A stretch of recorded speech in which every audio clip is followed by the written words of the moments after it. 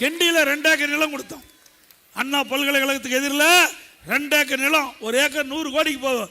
200 கோடி நிலத்தை திரு கருணாநிதிகள் அடக்கம் பண்ண நாங்கள் கொடுத்தோம். மறுத்து நீதிமன்றம் போனீங்க, தீர்ப்பு வாங்கினீங்க. நாங்கள் நினைச்சா மேல்முறையீடு செஞ்சிருக்கலாம், செய்யல. ஏன் செய்யல? எங்களுக்கு உயர்ந்த பண்பு இருக்குது,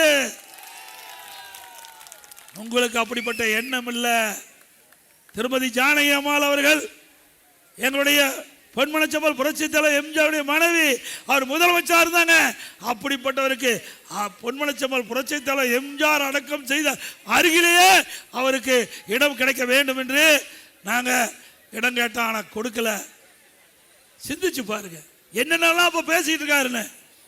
அதோட திரு கருணாநிதி அவர்கள் என்னென்ன பேசினார்? பெருந்தலைவர் காமராஜரை பற்றி மிக மிக மோசமாக பேசினார். அன்னை இந்திரா காந்தி அவரை பற்றி விமர்சனம் செஞ்சார். தியாகச்சீலர் கக்கன் ஆகியோரை பற்றி விமர்சித்தார் திரு கருணாநிதி அவர்கள். ஸ்டாலின் இப்போ அப்படியே மறைச்சு பேசுகிறார்.